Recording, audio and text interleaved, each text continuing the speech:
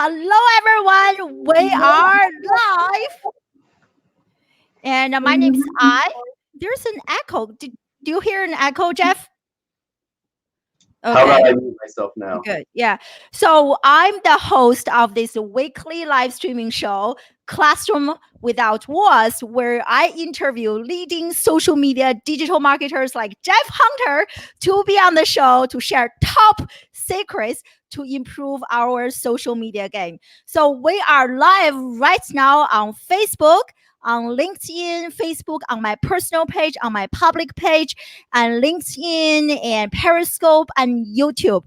I see that we have a few friends here. So welcome to the show, everyone. This is actually the first show that I'm hosting in Philadelphia. So very excited. And so let us know where you are joining us from geographically and social media wise.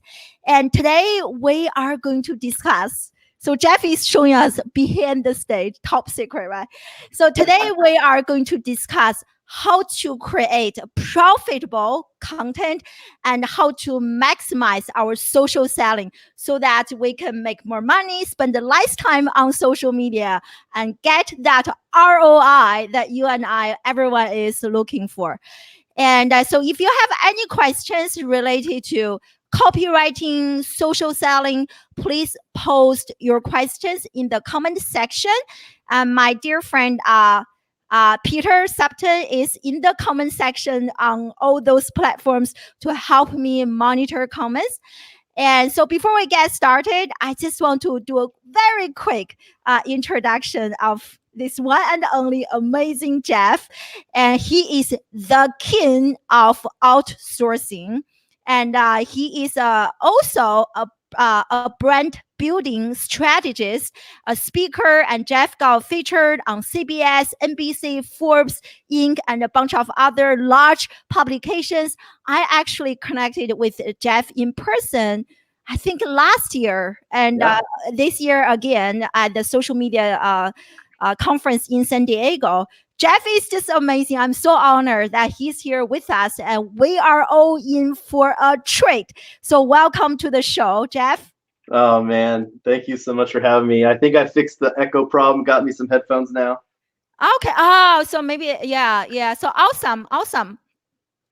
Thank you so much. Do you want to add anything to my very brief introduction? Wow. I'm a recovering IT project manager from a Fortune 100 company. I learned the hard way that transition from the corporate world to the entrepreneurial space. It's been fun, especially now that I'm an entrepreneur working with corporations and personal brands. But no, I think you did a good job, and I'm so honored to be here. I know that we have been talking about this for a long time, so it's fun to finally make it happen. Oh, thank you so much. We have so many friends joining us live on LinkedIn. Hey, Vicky, Shval, Peter, of course, Lisa. Thank you so much for Maureen and Dominic. And my computer is very slow with so many windows open. Julio, so thank you so much for being here, everyone. So are you ready to get started, Jeff? Absolutely. And you know what I think I'd like to do? I'd like to start out with asking your audience a question. So I want to know, because there's people tuning in from Facebook, LinkedIn, YouTube, all sorts of stuff. I know you're blasting this everywhere. My question to the audience here is, what is the platform that you share your message the most? I want to know. Love that question. I want to know. Is it Facebook? Is it LinkedIn? Is it Twitter? Maybe I don't know. Twitter, do people still use that besides like politicians? Come on, we're live on Twitter, okay? We're live on Twitter. We're on Periscope, guys. Okay? So if you're on Twitter right now, I want to see where you guys are tuning in from, because I think this will go very well into where I'm leading in this conversation and how you guys can leverage these social media platforms to really get your message out there, build your personal brand, and more importantly, monetize your information. Oh, this is awesome. Yeah. So as we are trying to gather people's answers, so maybe we can get started with our question. Then I will share because with the platforms I have, I cannot really show comments from LinkedIn. So that is definitely a limitation, but I will share a few minutes later. Cool. So Jeff, most people know you as the king of outsourcing. So what inspired you to become so passionate about copywriting? And you're so good at it. You know, it's funny. I became the king of outsourcing because that's what I've always been a project manager. I've been in IT, I've been in administration and project management for like most of my adult life, which is about 10 years. Just kidding. But anyway, have you seen the new Face app? Oh my gosh, that is such an addictive app. I've aged myself like 20, 30 years and I've gone back in time.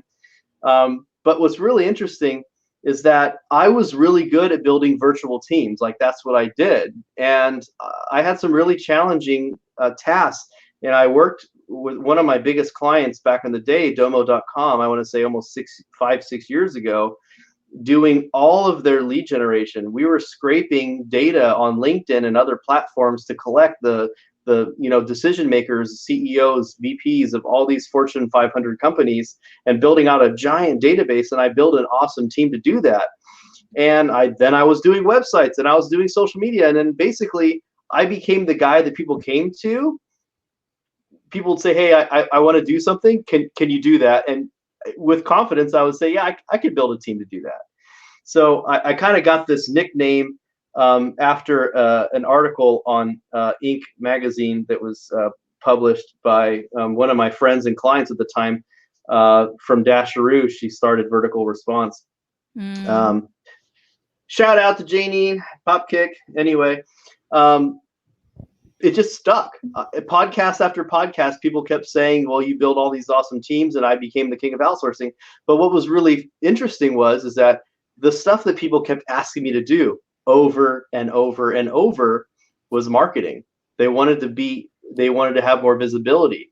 They wanted to grow a stronger social media presence. They wanted to get sales. So then I became kind of in a research mode, like who's doing it the best, right?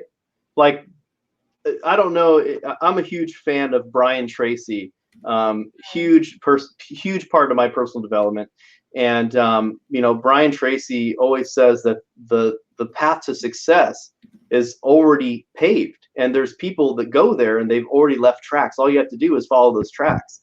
So I started to find out who the best people were in the online social media space and online marketing. And I started seeing, oh my gosh, to be honest, I started getting envious. I was like, wow, these people are getting such amazing results. They're getting so many people commenting on their stuff. They're getting so many people, buying their programs online. They have these huge followings. Why can't I do that? And that's a very interesting bug to get stuck in your head, and that became an obsession, actually. And I studied the top influencers, the best marketers out there, and I spent my own team resources. That's one advantage I have. I'm really good at building a team.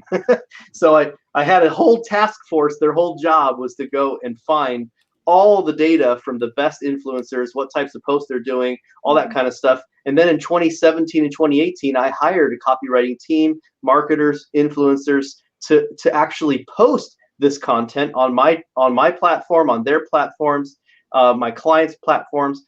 And over the course of almost 10,000 Facebook posts between myself, my clients over 2 years, I really dialed in exactly what made a really awesome Facebook, LinkedIn, Instagram post. That's awesome. Yeah, that's such a perfect segue to my kind of next question. But at the same time, I saw people commenting Facebook and LinkedIn. There are lots of people sharing content on LinkedIn for sure. Okay. Yeah. And we actually have a bunch of people also join us on Facebook. Sue Ann, Mike, and Judy Fox. Thank you. Hey. Melissa. Everyone is saying hi to you. And Hey. that's my dear friend Stella, Doubts, and hello everyone. Thank you so much for being here. Yeah. So last year you did this epic study, right? You kind of mentioned you guys posted 4K, almost 4K post on Facebook organically, and you kind of figured out the secret code to gain the highest amount of engagement and comments. So tell us more about this study and some key takeaways that we can that you can share with us, and so that we can see instant changes on our social media platforms. Sure. Well, I think before I go into that, the thing that's really important that people need to understand, some people do, some people don't, is that there's really Facebook organic, right? And then there's Facebook paid. So you can pay to get your message in front of people, and then you can use organic content to get it out there organically. Now, Facebook has changed the algorithm so many times. I mean, it changes all the time, right? And Yes. something that's really important to know is that a couple years ago, the reason that spurred this experiment in the first place is because Facebook really dashed, they really decreased the amount of organic reach you get on a Facebook page. Okay. So let's separate. There's a Facebook profile, which is you typing in your email address and logging in, and that's your profile. You change your profile and all that. That's your profile. And then there's a Facebook page. There's tons and tons of research about Facebook pages out there, tons of it. But there wasn't a report. There wasn't any study that I could find on organic Facebook profile marketing. Okay. Yeah. A lot of this is because people have this big taboo that you can't do marketing on your Facebook profile. That's just flat out wrong. In the terms, it just says that your primary focus of your Facebook can't be to sell. And by the way, if you are going on Facebook and trying to sell every day, you're doing it wrong anyway. Okay. Wow. Great tip. Amen. Yes. So to go back to answer your question, I wanted to look into the truth. Okay, the stuff that you can't find anywhere. I wanted to literally test every type of content. Short form. You know what? I'm going to share my screen. I'll show you some of the data points that we were looking at. All right. Awesome. All right. Thank you. Yeah, we have almost 40 people joining us on LinkedIn. So, and Wow. almost a dozen on Facebook. So thank you so much for being here, everyone. So exciting, my friend. Kendra is here. Sonia, I'm so sorry I missed some of you because the light is very strong on my eyes. Can't see that well. Yeah. All right. Here, show us the secret behind the curtains, Jeff. No secret, right? Share everything with our community. These were some of the things that I really, there was a lot of debate about some of these things, and I think when you see this, you'll probably have a couple of moments in your heads thinking, "Oh, I wonder." I wanted to know, of all the posts we did, what are the posts that just got the most likes, the most reactions, right? People commenting, liking your stuff, right? What was the type of content that had the most shares, right? There's a big difference between getting someone to like your thing and getting someone to actually say this is worth sharing, right? Because when someone is sharing your content, that means that this is something. Well, I'm going to go into that when we get to it. I'll show you guys. I don't want to give away all the secrets yet. Okay. And what are the posts that have the most comments? And then I said, okay, well, let's dig a little deeper. People always talk about video being the best content online, images being the best content online, text only being the best online. There's always this debate. I wanted to find out, over 4,000 posts, what's the reality of it, right? And then I went into what's the difference between a long post and a short post. Some people say you shouldn't have a long post. Some people say you shouldn't have a short post. So I wanted to get into the truth of that too. And of course, it wouldn't be fun without finding the worst performing posts of all time, right? So these are some of the things that we researched, and I had my team I've spent tens of thousands of dollars, not just on copywriting, but also on my team's time to go and literally scrape all this information from my account. I public posts, and I'll give you a rundown of how I collected this data. The data, every single post of 2018 was given at least 7 days to mature. In other words, after we posted it, we wouldn't collect data about it until 7 days or later after the post was made. Okay.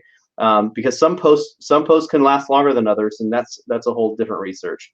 But I think that some of these are going to shock you. I think some of them you're probably going to find believable or maybe even like guessable. But I want to ask you, what do you think? And I'm just going to talk about Facebook right now. Okay. What do you think was the most liked and reacted to stuff on Facebook, period, for me in 2018? Family related stuff. Oh, you cheated. I told you earlier. Yes, you told me through our small talk. That's it. So these were actually the most liked posts that I had in 2018. One was was when I announced with my family that we were going to have a new baby. My post literally is #family goals, and then my wife is very creative. She came up with these shirts that say player 1, player 2, player 3, and then it says player 4 has entered the game. And that had 504 likes and reactions. Number one, though, was when our baby Lincoln was born. And I did a pretty humorous post where my wife and I switched real quick. She had literally just had a C-section, but I had convinced her to get out of the bed, put on her street clothes, and I got in the gurney, and I was pretending like I just had the baby. Okay, so there's something to be said here about humor in family life. The other was when it was a story about how my wife met me when I had nothing, and I had just lost my job. It was a long form post, and I talked about how I was going through a spiraling depression, how I had literally just come out of a divorce when I met my wife, my now wife, that I had gained 50 pounds, and like I was probably at the worst of my life. And I said, if she loved me then, she'll love me now. And that really captivated people. They love that story.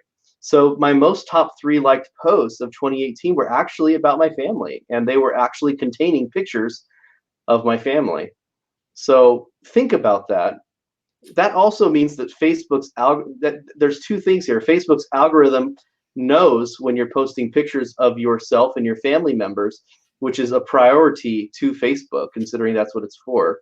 Secondly, you have to have a little bit of a humor or a story. I would say both of them are important. They don't always have to be intertwined. Like there was nothing humorous about my my wife meeting me. Trust me, there's nothing humorous about that story when I was depressed.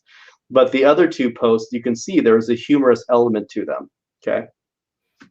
So moral of the story is people love family. People love family, and and I think that a lot of people are afraid to use that. And to be honest, I think even my wife and I, when I first started this journey into becoming an online influencer or whatever you want to call it, we still have boundaries to where we only share posts to certain people, like friends, acquaintances, family. We have our own custom groups on Facebook.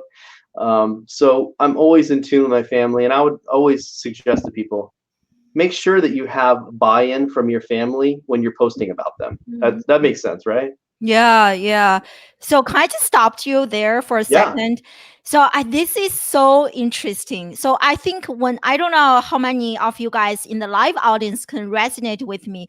When I started my social media journey, I was not sharing anything personal and then I think I was even told to separate my business account from my personal, right? So you have to manage quite a few.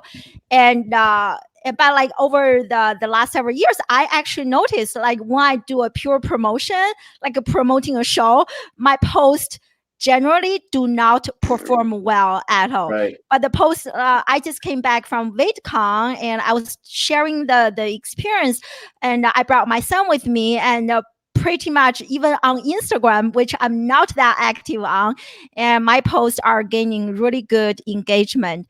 And I think that my question for you, Jeff, which took me quite some time to figure it out, how about like, how can we like kind of integrate what we do as a professional with our family? Like, Yeah, Yeah. I think it's not.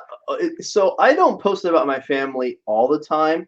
What I would truly draw a line to, and especially since there's some people who maybe don't have a really tight family, or they don't have a good, maybe they don't have that in their life. So, but everyone does have a personal life and a professional life, and I think that what's important is that you have to have really clear boundaries about what you'll let people Mhm. in, because remember, every time you post, you're letting people into your life. That's very intimate.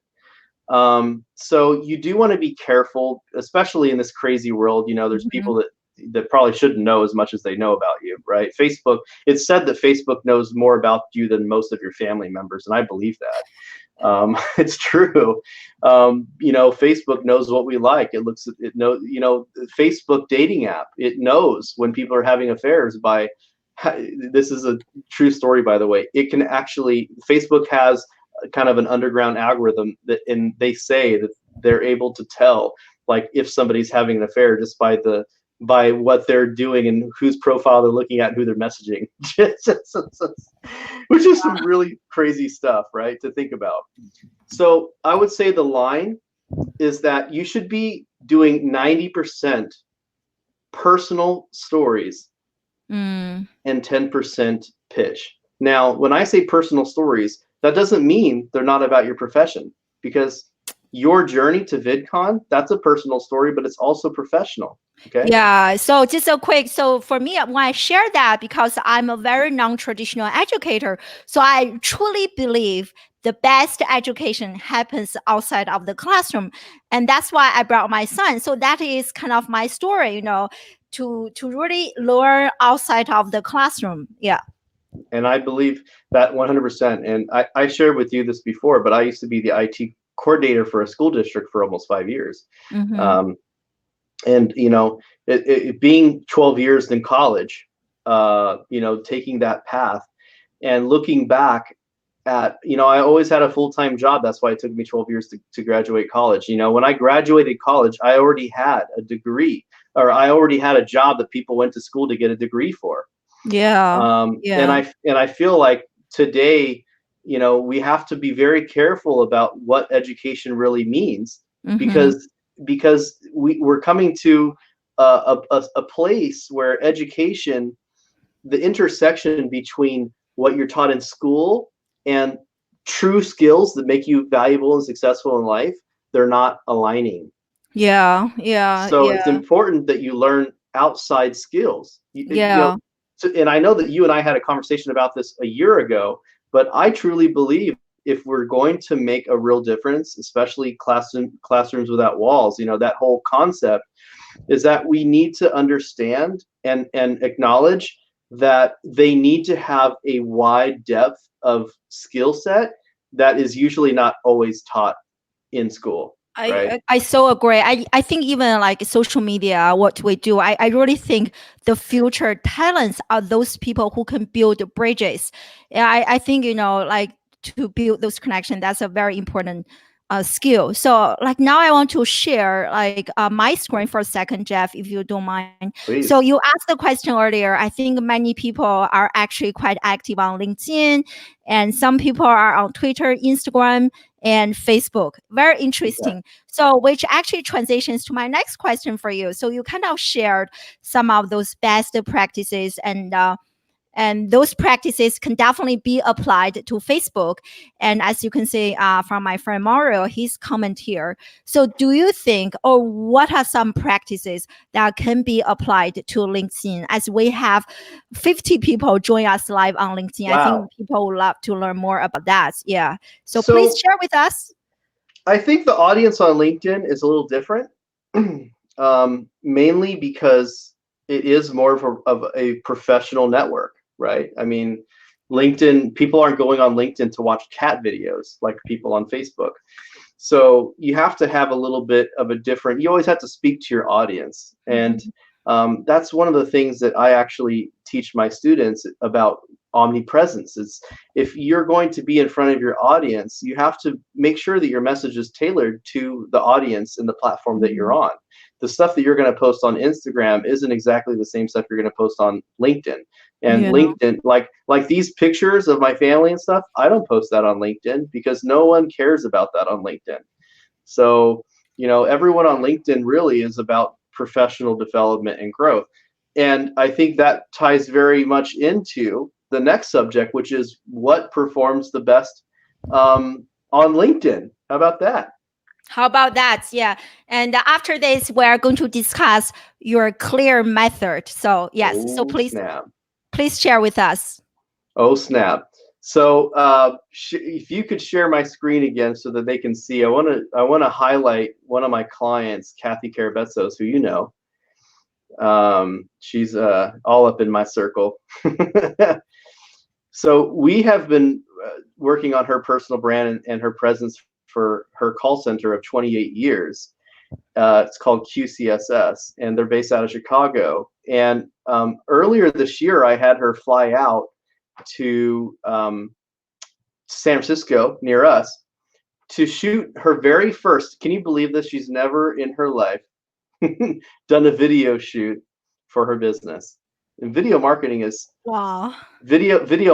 just so important today. Oh, so true. I'm trying to scroll to find the video. Of course, I had it open, but I think it refreshed. But her video actually received almost 100,000 views, something like that. Yeah, it was crazy. And there it is. There it is. I found it.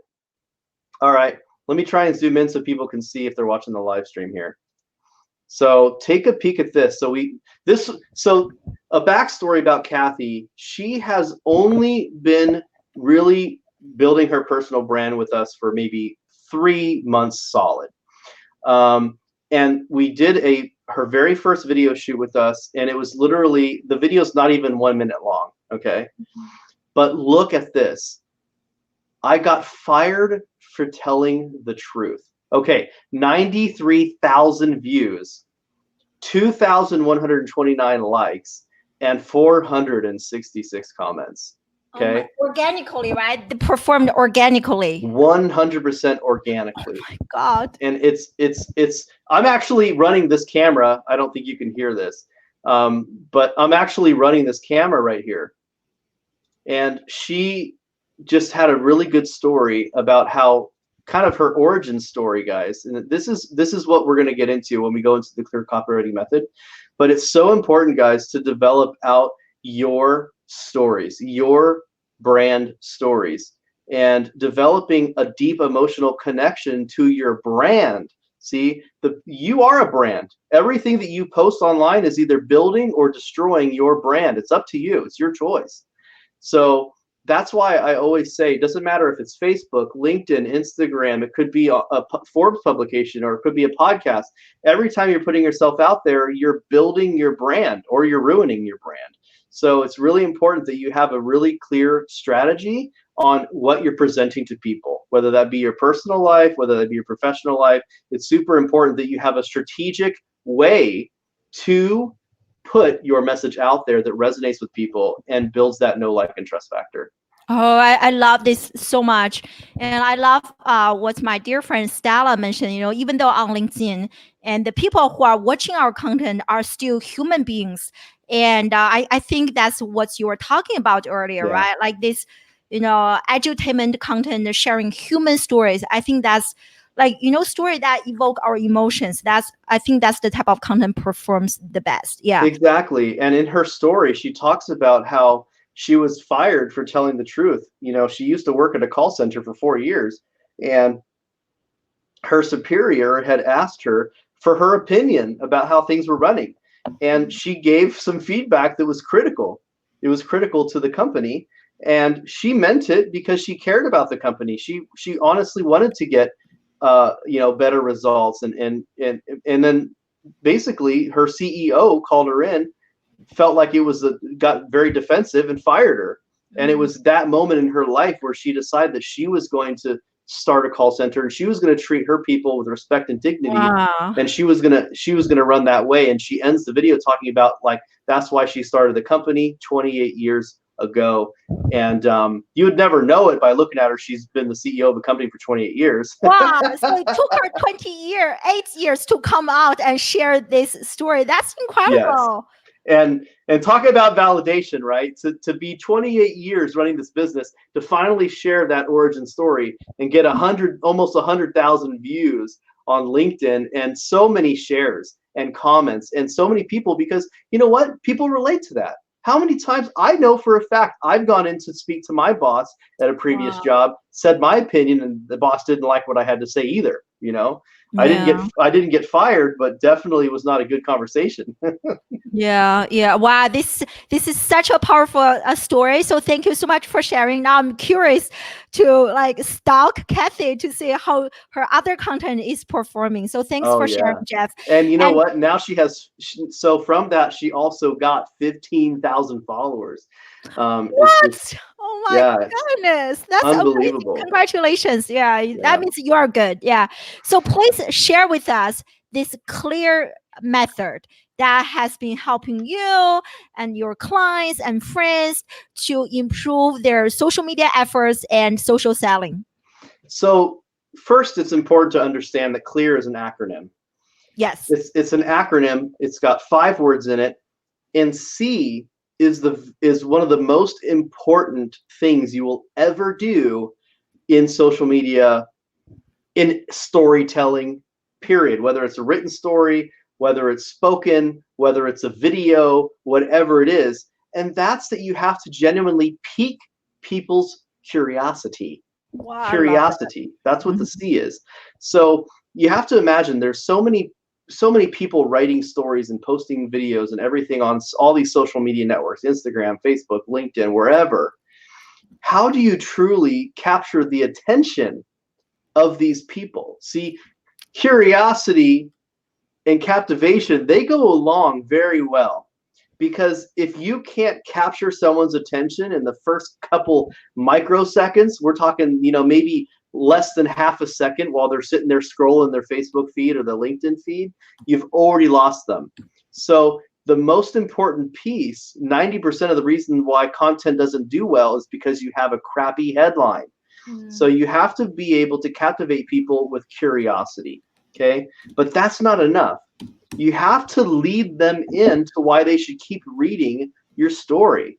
Okay, now I've just said an important word here. You should stop promoting, you should stop pitching, and you should start telling stories. Okay. Wow. So share with us, what are some really good, like how do you evaluate a good story versus crappy content you were talking about earlier? So you have to really hook them, right? That's that curiosity hook.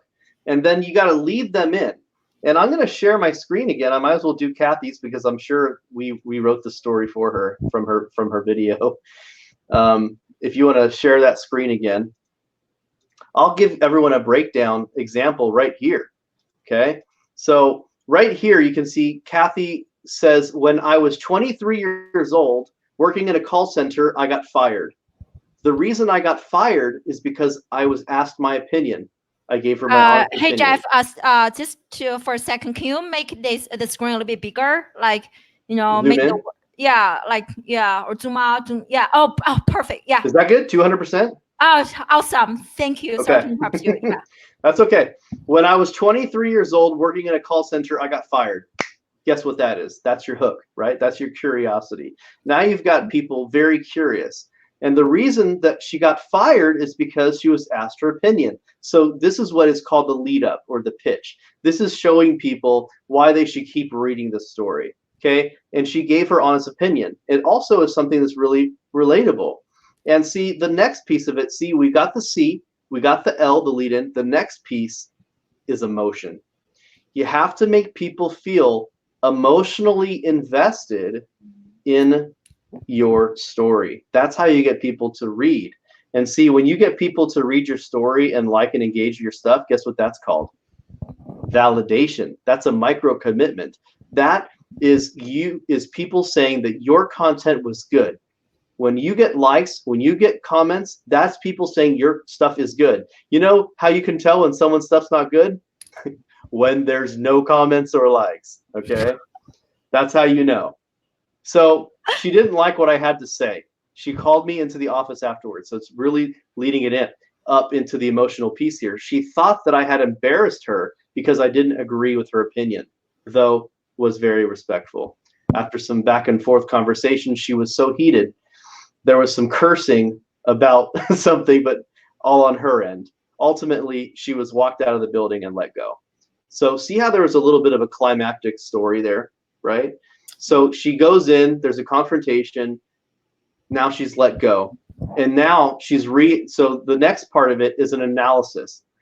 So curiosity, you're hooking them in, then you're leading them in, then you're building an emotional connection to your story. And then the next piece is analysis.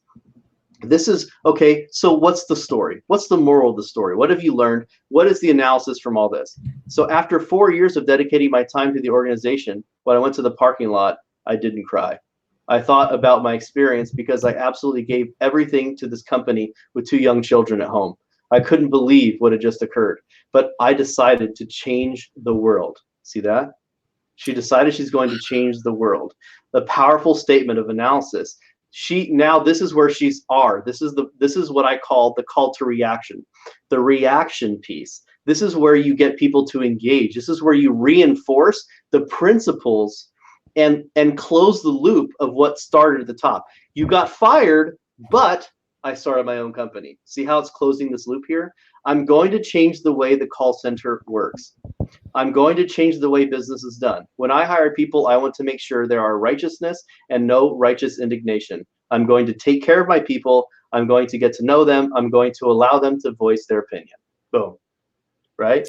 Wow, this is so amazing. I can feel like I have goosebumps. My heart is like, oh wow, this lady is so amazing. Yes. And what's really incredible here, I'm going to stop my screen share here. What's really incredible here is it's a 1 and 16-second video. It was shot by me in one take. I hit the button. We're at this awesome place in San Francisco. We developed some stories out. She shot it. It was her very first video ever. She was nervous. She was literally like ready to cry before this video. Like I had a coach there. Shout out to Deb Erickson, who actually helped her get her energy for this video because she was so nervous. But it's all about how you show up, how people relate to you. And see, you don't connect with people by making people understand what you do. Mm-hmm. You connect with people by showing them that you understand them. Oh. That is really the important piece. If people can read your story and they feel like you're writing the story to them, then you've won. Wow. This is so powerful. So this strategy can pretty much be applied to every single social media platform, right, Jeff? Absolutely. As a matter of fact, not even just social media, but this same exact storytelling principle is for writing video scripts. It's for stage talks. It's for TED Talks if you want to do a TED Talk.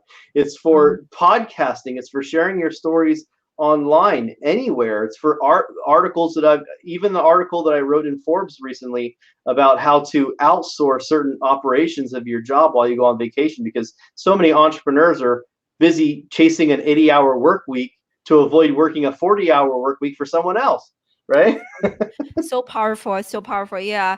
So my dear friend Peter shares the link to Kathy's LinkedIn profile in the comment section. So if you guys are interested in following her, checking her out, now I can't wait to watch that video after the show is over. So definitely check it out. And then Engage will probably boost the post again on LinkedIn. Yeah, that's true. For sure. Yeah, this is amazing. Yeah. So I really love this. So thank you so much. And I'm curious, how has applying this method to your own content creation and storytelling has benefited your own business? So that's the really awesome part of this, is that you can actually see really quick results when you start writing these stories. One of my clients, his name's Bo Henderson. He's a financial planner. He also does insurance and all sorts of other comprehensive strategies. He's written, I don't know how many books.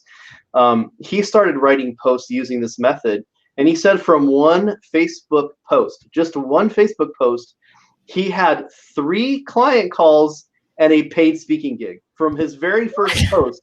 Yeah, from his very first post ever writing in this format. Because see, people usually don't get the attention online. And when you get attention online, it makes people say, wow, you're relevant, right? Being relevant is so important online.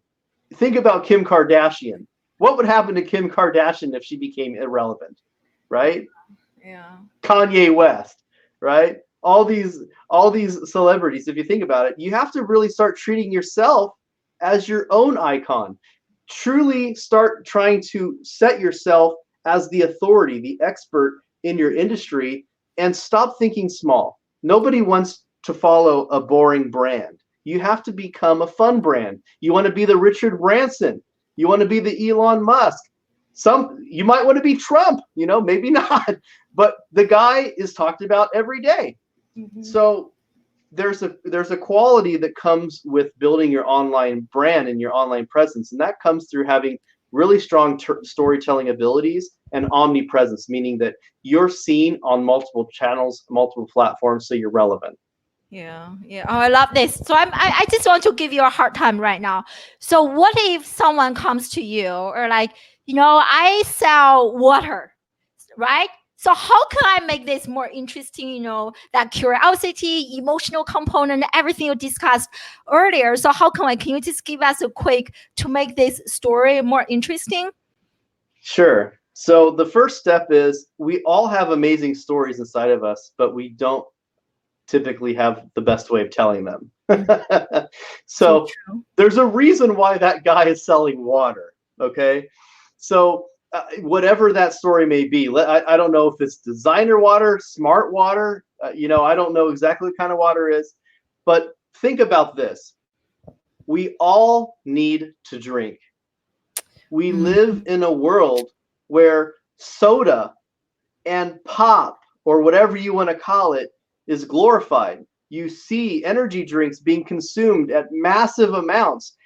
The top selling things that you see coming off the shelves in gas stations all across the country here in America is none other than energy drinks. And the sad part is that the most refreshing form of energy for your body in existence is water.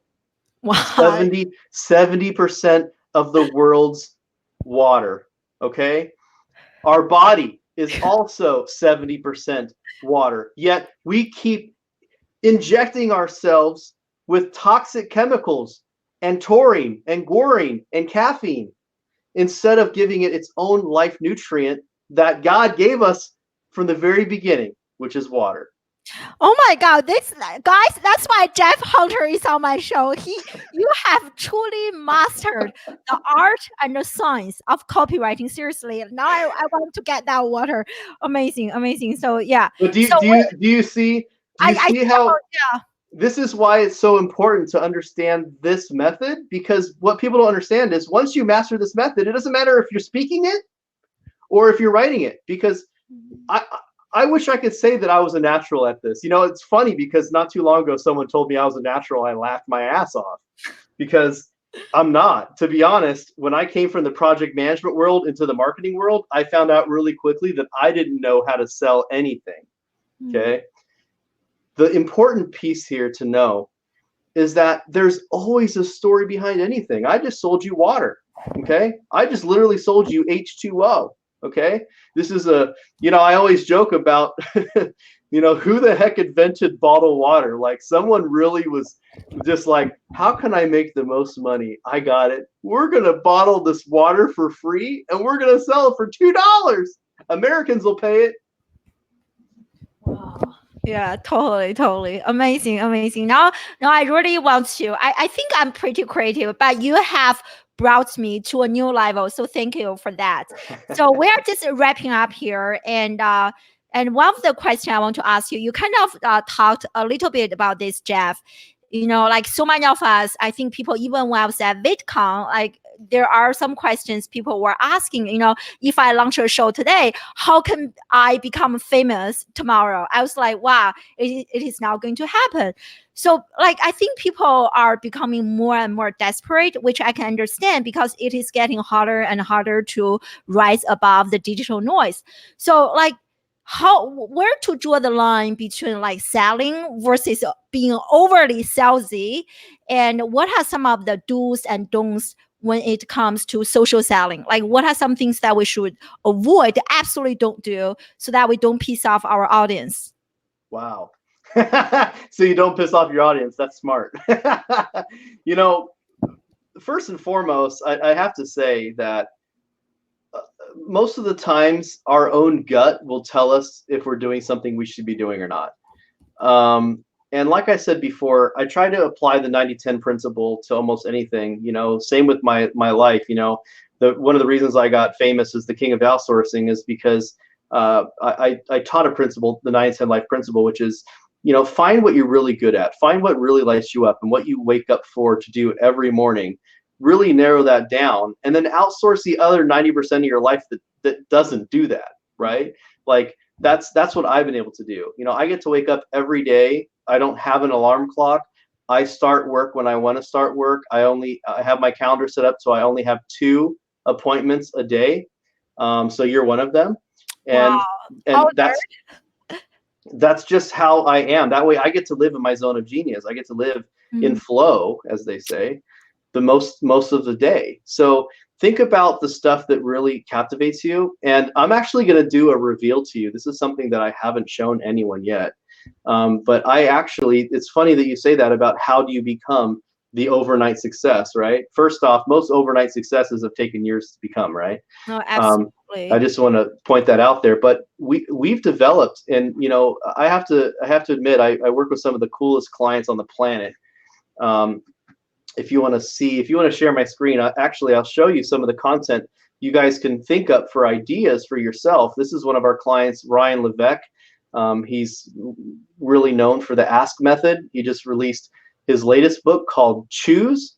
It was already a bestseller and named New York Public Library's Book of the Month last month. But my team, we create all this content for him.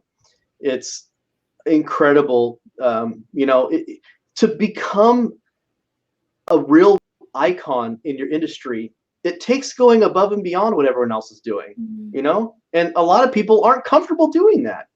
They want to do the minimum amount of effort, but they expect the biggest amount of result. So I'm going to share with you something that I haven't shared to the public yet. Actually, yeah, this is what I call the core branding method of what we do. And by the way, he's given us a ton of videos from his events and things. Guys, if you do not save recordings or ask for all the recordings at events you speak at, podcasts you're on, stuff like that, you're crazy, because even this show that we've been doing now for 47 minutes, me and you, there are so many amazing value lessons that could be taught.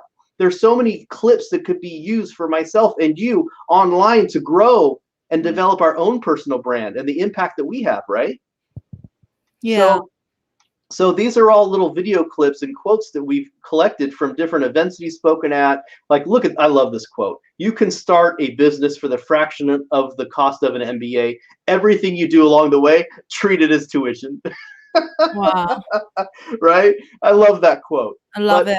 The reason I'm showing you this is because this is what it takes. If you want to be at the top of your game, you need to be that influencer in your field. And I want to show you something really cool. That's this image right here. So this is it. This is the reveal of what I call the core branding method.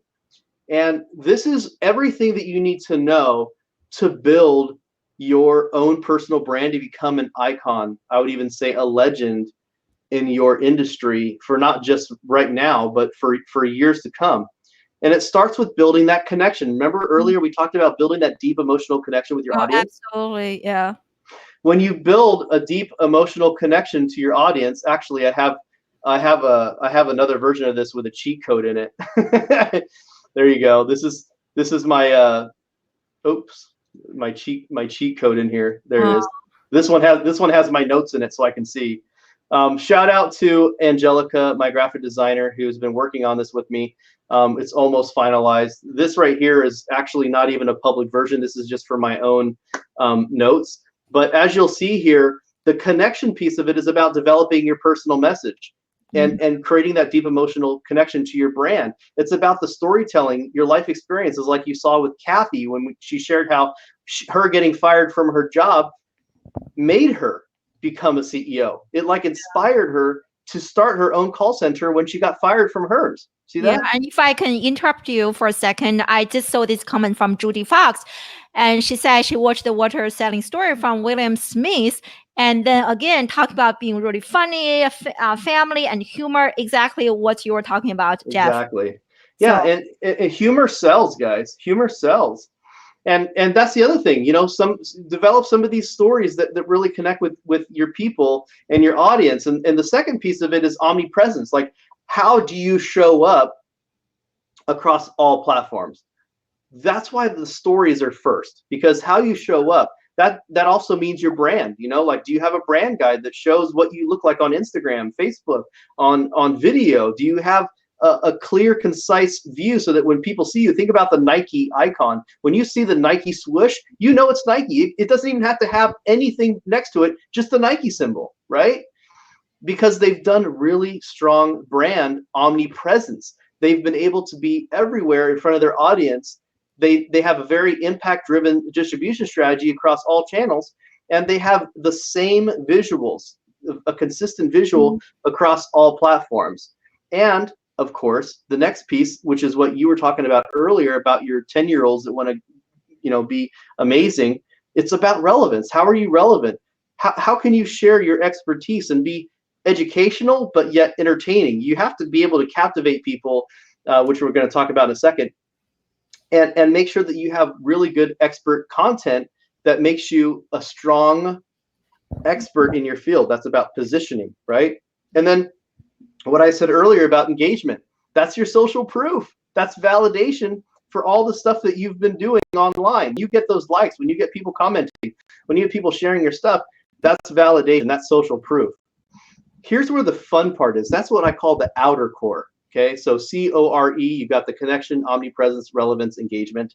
The inner core, this is about the marriage between connection, having a deep emotional connection to your audience, and having engagement. When you have a deep emotional connection and you're seeing engagement, what that means is that you've captivated your audience. You've now got their attention. You've now disrupted it. You've now got some provocation, opinionated stuff. A lot of people run away from opinion stuff. Guys, if you don't have an opinion, you aren't alive, okay?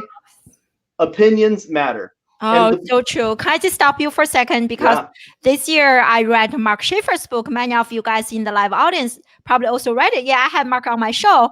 And in his book, one of the biggest takeaways for me is to have an opinion, not just for individuals or solopreneurs, even for big name brands. You need to communicate your values very clearly, even though you feel that communication may make someone upset. Do it anyway. Yes. That's it. And, if you think about, you think about the most opinionated people in the world. They're also the biggest people in the world, right? Mm-hmm. Like, you've got Elon Musk making crazy outlandish statements. Look at Richard Branson, who has always made outlandish statements. Look at Trump. He got elected president for making outlandish statements. So true. And also, for me, sorry to interrupt you. And for me, I have always been a very quiet college professor. And just recently, maybe last year or so, I started to speak openly against our educational system. And I started to have people love me more. And also, I get people who started to hate me, blocked me. But I think it means that my message is becoming more clear, right? You can't make everybody loves you. If everyone loves you, your message is not very clear. So that's kind of what I learned from my experience. Yeah. My copywriter, Kevin, I'm going to give him a shout out. He is a brilliant guy, and he studied Dan Kennedy, which is probably one of the most brilliant marketers of all time. And Dan Kennedy would always say that if you're, if you're not, pissing people off, then you're not thinking big enough. You're not going far enough. Oh, yeah, yeah, And exactly. Oh, love and that. and you know what? If to clarify that a little bit, if you don't have haters, you're not doing it right. Because I got haters. Let me tell you. Oh, you do? Oh, you know what? The king of outsourcing, that has been a nickname that's plagued me forever. One of the problems that people don't understand about outsourcing is, and you being from Asia, you understand this as well, but Americans think of outsourcing as just, Americans, taking advantage of third world Cheap countries. labor, yeah. Right.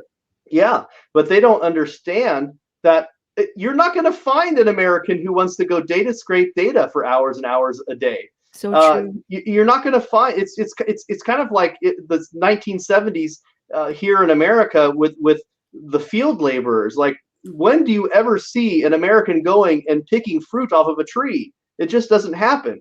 Absolutely. So Yeah. it's all about the differences between the laborer and your association. And to be honest with you, in a complete swap on the outsourcing view, do you cut your own hair, Oh, I don't even cook my own food anymore. You outsource it, huh? That's interesting. Outsource. We just joined HelloFresh right after we came back to Ooh. the United States. My husband were like, we don't have time to cook. Just like too much is going on right now. So we were searching and we found this app called HelloFresh. So they deliver food, not cooked, but they give you a recipe so you can cook at home. Dr. I is now the queen of outsourcing. She's even outsourced her food. How about that? That's incredible. Love it. Yeah. I really want to respect your time. Do we finish this, Jeff? I know. Yeah. Okay. So we talked about the connection and engagement, how that's that captivation factor. But then when you have that deep emotional connection and multiple people are seeing that across multiple platforms, that builds your community. That builds your following. That's a multi-channel growth. In other words, that's your email list. That's your Facebook group. That's your opt-ins for your offers. That's what omnipresence and that deep emotional connection will do. And here's what's really cool. When you have omnipresence, which means you're all over these different channels where your audience is, and you're relevant, you're seen as an expert in your field, you're entertaining people, you're educating them, you're positioning yourself, that creates authority, because now you are the expert in a field across multiple channels, you see?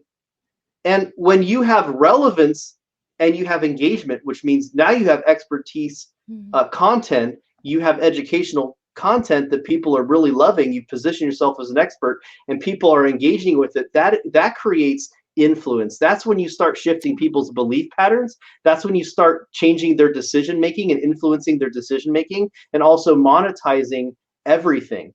So back to those 10-year-old kids who want to become YouTube stars, this doesn't even go to, this is for everybody. If you want to be at the top of your industry, if you want to be the icon that people throw money at because you've got it figured out, people understand you, people know you across multiple platforms, you're seen as an authority in your space, and you have influence over those people's decisions, now you've gone to the level of the Grant Cardone, the Gary Vee.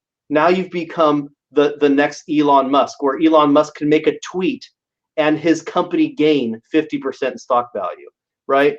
This is the influence that we're all trying to aim for at the end of the day. This is what it's about. It's about branding yourself and your company to become an icon in your industry. Wow. This is gold. Thank you so much. I can't wait to rewatch the entire interview. So much valuable content. So thank you so much, Jeff. And as I mentioned, I really want to respect your time. And so any special deals you want to share with us? You know what? I as in me,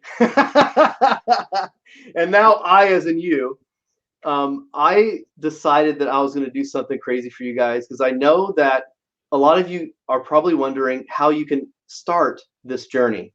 And if you want to learn the connection piece, if you want to learn how to build valuable stories that people can build that deep emotional connection with, if you want to learn how to orate, right? To speak and come up with this type of method, the clear copywriting method. I have a whole course about it in something called Social Copy Secrets. Inside Social Copy Secrets, you guys are going to learn about everything I've discovered from thousands and thousands of Facebook posts, from LinkedIn, from Instagram. There's done for you templates. There's even literally a downloadable Google Doc with template of how to craft your first story so that you get it. Okay. All you guys have to do is go to socialcopysecrets.com. I actually made a coupon code. This is $1,000 program. I made a coupon code. I made it redeemable for 5 people. So the first 5 people to take advantage of this code, which is without walls. So if you go to socialcopysecrets.com and you use the coupon code without walls, you'll be able to join Social Copy Secrets, and you'll get invited into a private Facebook group with about 130 other members that are constantly working on growing their brand, their personal connection, their storytelling abilities online. You'll learn how to grow an audience. You'll learn how to monetize that audience, and more importantly, make a bigger impact and grow your influence. Wow, I love this. And thank you so much for the special discount and the code. I shared the link in the comment section. My LinkedIn right now is very slow, so you probably will see the link in a few seconds. So thank you so much. And where can people like learn more and follow and stalk you, Jeff?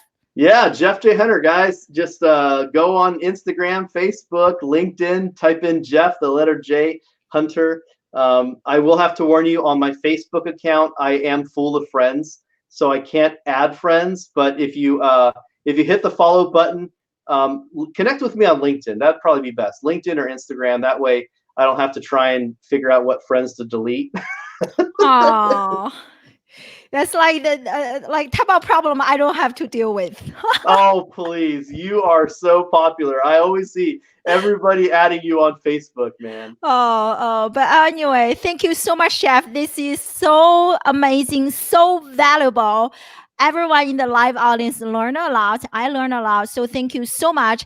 And next Wednesday, we have the one and only Brent Fenzel on the show to talk about how to leverage speaking gigs. I know many of us speak for free, so I invited Brent Fenzel to talk about how we can leverage that to generate some income for us. So definitely come join us. And I will be hosting my show at Adobe. I'm heading to San Francisco for Adobe Educator Leader Summit.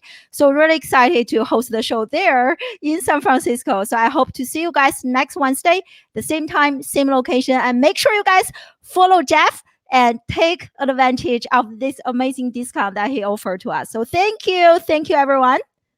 Thank you, Dr. I. And you know what? I didn't know you were going to be in my neighborhood in San Francisco. We got to connect. We should meet up. Yeah, totally. Yeah. Bye, everyone.